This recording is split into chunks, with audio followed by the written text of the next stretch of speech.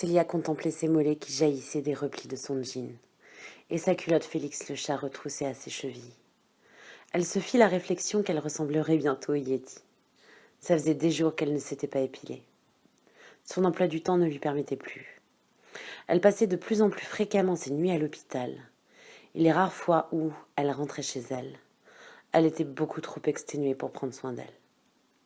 Elle avait bien conscience que dans le contexte, il s'agissait réellement d'un détail futile, mais ce détail suffisait pour achever son moral déjà en berne.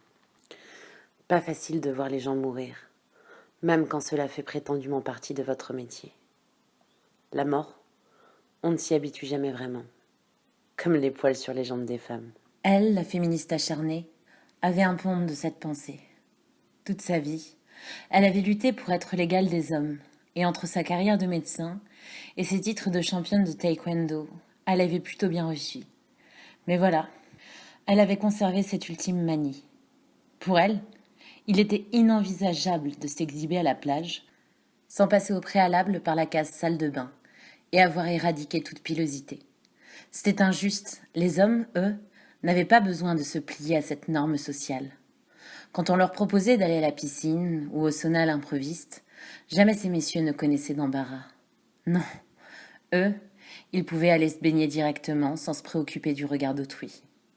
Par contre, si une femme s'autorisait la même liberté et se montrait au naturel, les mauvaises langues s'empressaient de crier à la provocation, voire au manque de respect, comme si les gens présents constituaient un public qui avait payé sa place et en voulait pour son argent. De toute façon, à l'heure actuelle, de telles considérations étaient totalement désuètes.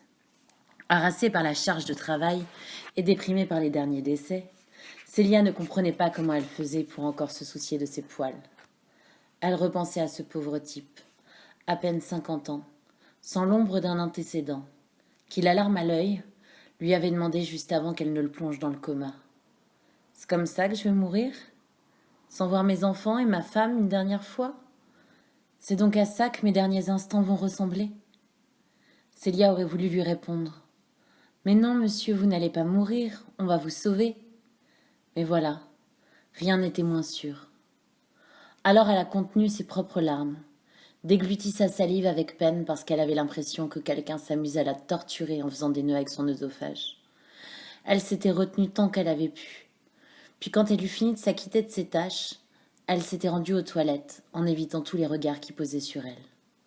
À l'intérieur, elle avait uriné longuement. Le bruit de sa pisse qui ruisselait dans l'eau lui avait paru durer une éternité. Elle se demandait depuis combien d'heures elle n'avait pas pris le temps d'aller aux toilettes. Puis quand le jet s'arrêta, elle se mit à pleurer avec des sanglots et des spasmes qui secouèrent tout son corps. Ça aussi, ça avait duré une éternité. Puis son regard s'était porté sur ses mollets de yéti et elle avait éclaté de rire. Pas un rire joyeux, un rire de désespoir.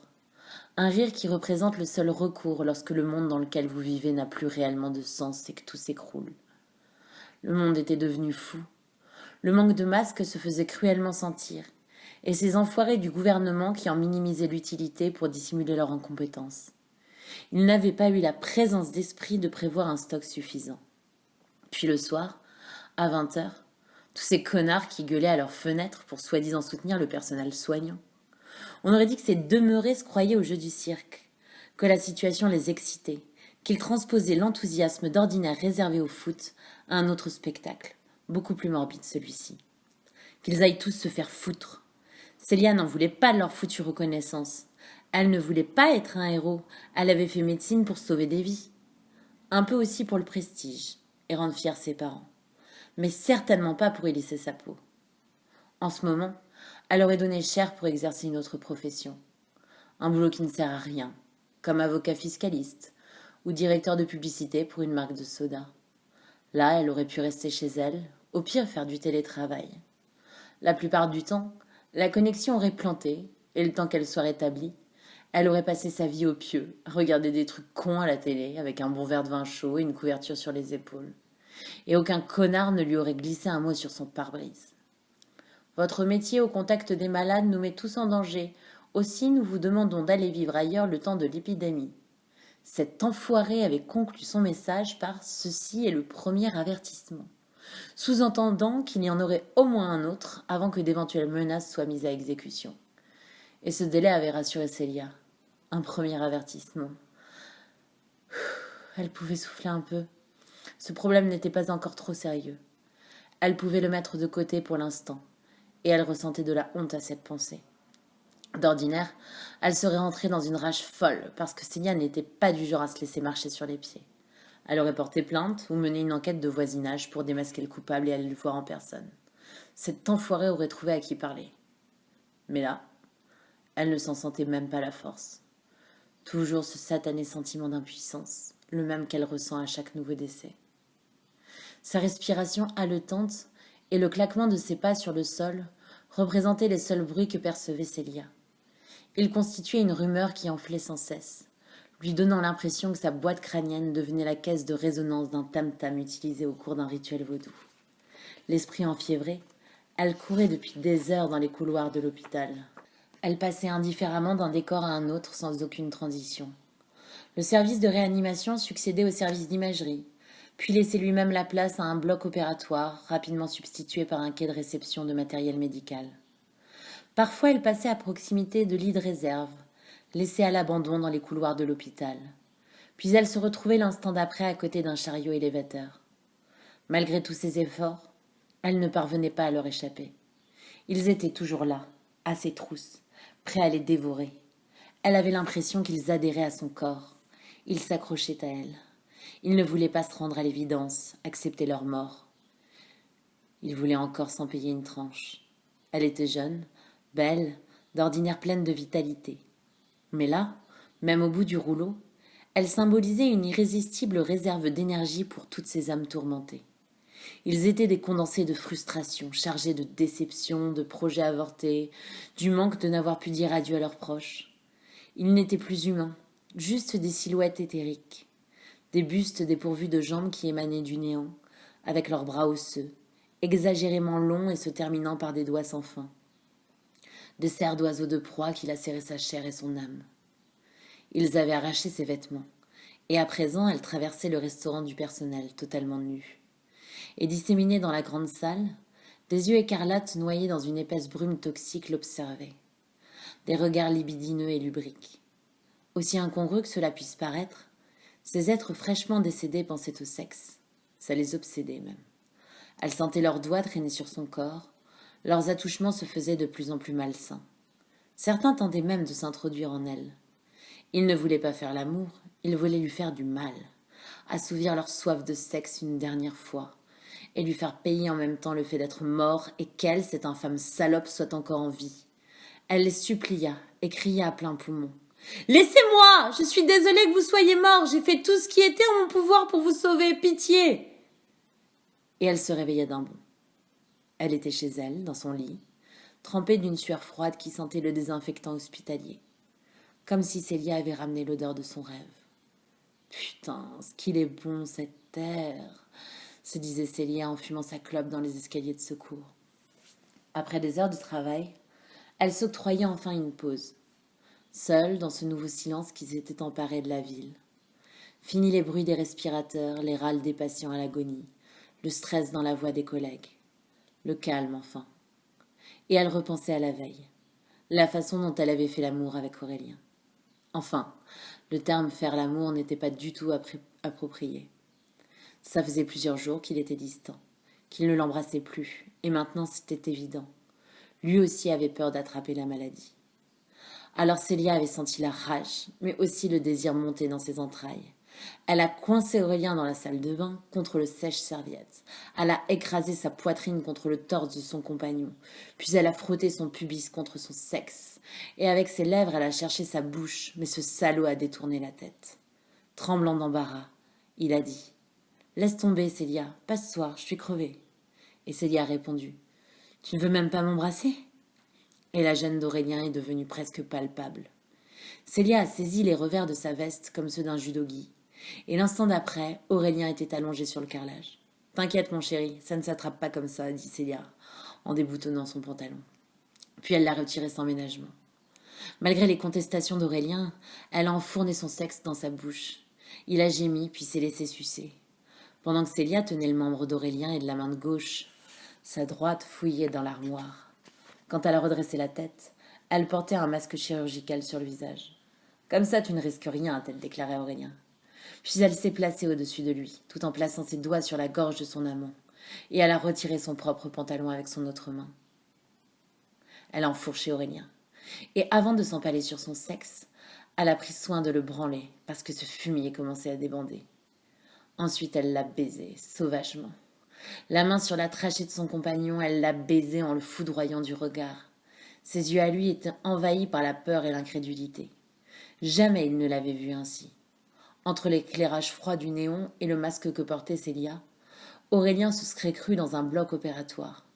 Et il avait l'impression qu'on était en train de lui ouvrir le bide sans anesthésie. Sans s'embrasser, comme chez les putes. Je suis sûre que ça t'excite, murmura Célia, bien qu'elle fît le constat inverse. Aurélien était lamentablement en train de débander. Et malgré les efforts de Célia qui enserrait le morceau de viande flasque en contractant ses muscles vaginaux, elle devait se rendre à l'évidence. Il était en train de lui échapper et glisser hors de son corps. Folle de rage, Célia se déchaîna. Elle frotta son clitoris avec acharnement sur le pubis d'Aurélien, dégoulinant de cyprine. Son corps fut rapidement secoué par les spasmes d'un violent orgasme qu'elle savoura en fixant sa proie. Son regard disait « Tu es ma chose ». Et quand ce fut fini, elle se releva, alla aux toilettes, urina sans prendre la peine de fermer la porte, puis alla dormir. Étrangement, ce souvenir la faisait sourire, même si elle avait bien conscience qu'elle s'était livrée à un viol. Un viol conjugal si décrié lorsqu'ils sont commis par des hommes. Aurélien avait beau peser 35 kilos de plus qu'elle, il ne savait pas se battre, et cette lavette comprenait très bien qu'elle, l'experte en arts martiaux, avec sa main sur la gorge, le tenait à sa merci. La force était dans son camp, et elle en avait usé sans vergogne. Tant pis, elle s'en foutait. C'était l'apocalypse. Les règles avaient changé. Alors oui, putain, elle avait bien fait de violer ce connard, incapable de lui accorder un peu de soutien. Et si c'était à refaire, elle le referait avec plaisir. Et cette fois, elle ajouterait quelques fantaisies, comme s'essuyer la chatte sur le visage de cet enfoiré tout en lui tordant les couilles. Étrange tout de même, la façon dont les humains, même quand ils côtoient la mort au quotidien, persistent à l'inhaler à petite dose sous la forme de ce poison. La voix avait résonné dans le dos de Célia. Elle était grave et majestueuse, très posée, presque détachée, mais terriblement envoûtante. Célia se retourna, prête à montrer les dents pour bien marquer qu'elle ne tolérerait pas qu'on perturbe ainsi son moment de calme. Mais inexplicablement, dès qu'elle fut face à cet homme, toute animosité l'abandonna. Pardonnez-moi pour cette entrée en matière quelque peu abrupte. Je me présente, Docteur Niard. L'homme, qui devait mesurer presque 2 mètres, tendit sa main, ce qui en cette période d'épidémie représentait un geste d'inconscience, voire de pure provocation. Célia, surprise, sentit sa langue paralysée. Son palais était sec et sa gorge nouée. Elle essayait de mobiliser ses cordes vocales. Sans succès, comme si elles étaient anesthésiées, et à sa grande stupeur, elle vit sa main se tendre devant elle, sans qu'elle eût conscience de lui en avoir donné l'ordre. Un sourire se dessina à son insu sur ses lèvres. « Célia Rodriguez », s'entendit-elle répondre avec amabilité. « Enchantée. » Un sourire se dessina sur le visage plus sombre que le charbon. « Je ne vous ai jamais vu ici. Vous faites partie du personnel venu en renfort ?» demanda Célia. « Probablement pas dans le sens où vous l'entendez, mais on peut considérer les choses sous cet angle. Dans ce cas, merci du coup de main. On en a fichtrement besoin. » « Pourquoi venez-vous encore travailler ?» questionna l'homme avec une naïveté presque enfantine. Célia se demanda si l'homme se moquait d'elle, et dans le doute, elle décida de prendre les choses avec humour. Comme pour la cigarette, je suppose. L'habitude, sans doute. L'homme éclata de rire, et Célia ria avec lui. Mais rapidement, et sans aucune transition, il reprit son sérieux. « Vous devriez arrêter de venir. Votre acharnement est inutile. »« Comment ça ? Je suis médecin, j'essaie de sauver des vies. Vous pouvez m'expliquer en quoi venir ici est inutile ? Les gens que vous sauvez, bientôt, ils vous le reprocheront. Ce virus pour eux est un cadeau. Il leur évitera d'assister à la suite. Quelle suite ? Celle qui paraît inéluctable ? La fin de l'espèce humaine. Célia serra les poings.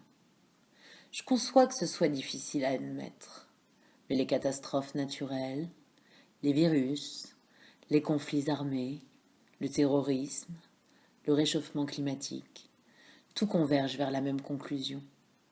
Le temps du combat est fini. À présent, il faut reconnaître sa défaite et déposer les armes. Bordel, mais qui êtes-vous pour venir me raconter des conneries pareilles dans un tel moment? Sûrement pas un médecin en tout cas.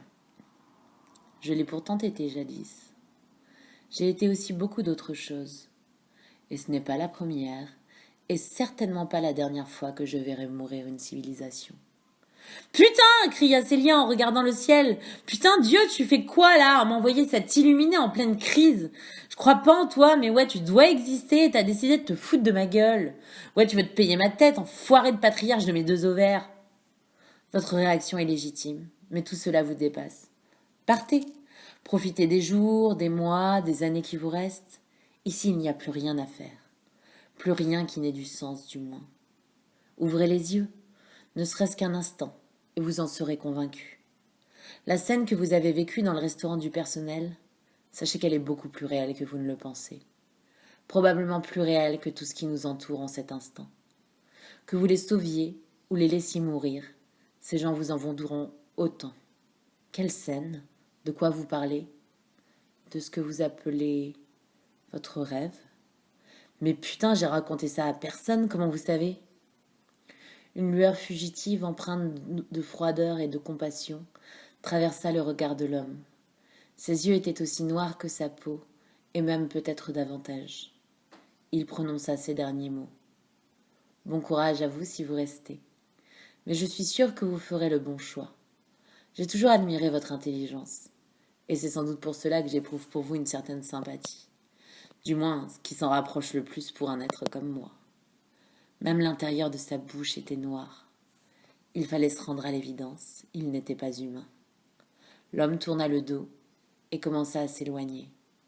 Il s'enfonça dans le couloir, et Célia jura qu'il avait disparu avant même d'être arrivé dans la partie non éclairée. 10 minutes. Après, elle était sur le parking. Elle jeta son masque chirurgical sur le sol, regarda l'hôpital une dernière fois, puis marcha en direction de sa voiture. Elle avait l'impression que le bâtiment derrière elle était la proie des êtres qui la persécutaient dans ses cauchemars. Elle monta dans son véhicule, démarra et s'en alla sans jeter un regard dans le rétroviseur.